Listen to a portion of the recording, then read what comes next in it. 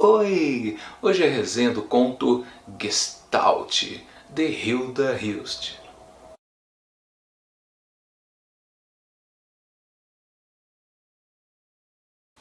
Um matemático está concentrado em seus cálculos, um monte de números e equações de trigonometria, cheio de ângulos e superfícies, e de repente, no meio de tudo aquilo, surge um porco.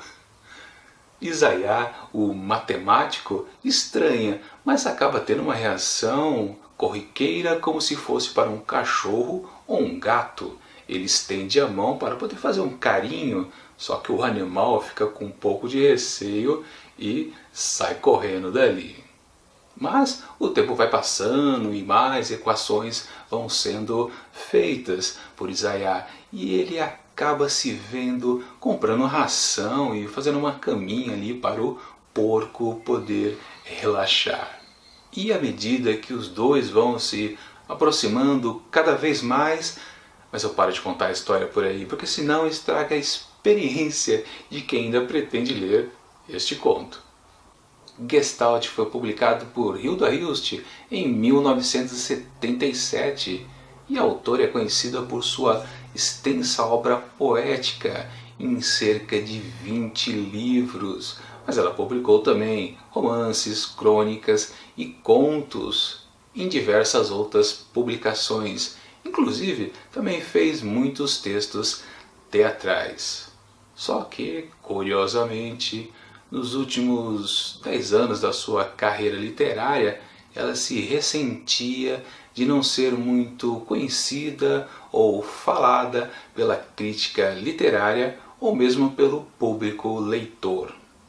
É até estranho como uma autora de obra tão grande e variada não conseguiu alcançar um público amplo, embora ela até admita que saiba um motivo ou outro, que é o pessoal considerar que os seus textos são muito complexos.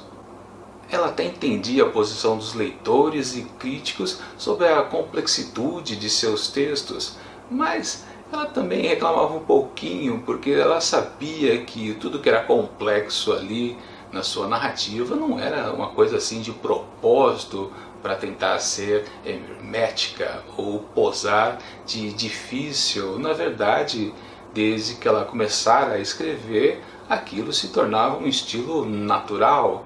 E se a gente voltar aqui para o conto Gestalt, a gente percebe como até essa complexitude varia ao decorrer do texto. Na verdade é um texto bem curtinho, cabe exatamente numa página. E se você reparar na primeira metade dele, realmente as imagens propostas pelo narrador são um pouco de difícil compreensão, embora a gente, claro, perceba aquela relação entre o matemático e o animal. Mas é a partir da metade, quando começa a desenrolar umas coisas mais malucas, que você vai percebendo que o texto até muda um pouquinho de tom, ele deixa de ser tão fechado e passa a ter uma narrativa um pouco mais leve nas frases. E só depois, lá nas dois últimos frases, parágrafos, a coisa complica de novo e muita gente às vezes não entende direito o que aconteceu, principalmente por uma ou duas palavrinhas difíceis ali. Mas a gente pode pensar, todo esse processo ali foi feito, claro, de propósito, ou será que ela relaxou no meio da escrita? Começou ali escrito num nível difícil, depois deu uma facilitada e depois voltou a complicar? Ou será que isso realmente foi sem querer, porque era da naturalidade da sua escrita? Agora, do título do conto a gente pode tirar também uma informação muito importante, Gestalt, que é o estudo das formas, da psicologia das formas, que tem um princípio que pode explicar muita coisa sobre esse texto e também sobre a literatura em geral, que é a união de duas partes não resulta na sua somatória, mas sim numa terceira coisa diferente das duas outras anteriores. E é o que acontece aqui no texto. Temos um homem e um animal A somatória poderia dizer que seria aquela relação entre um dono e seu bichinho de estimação.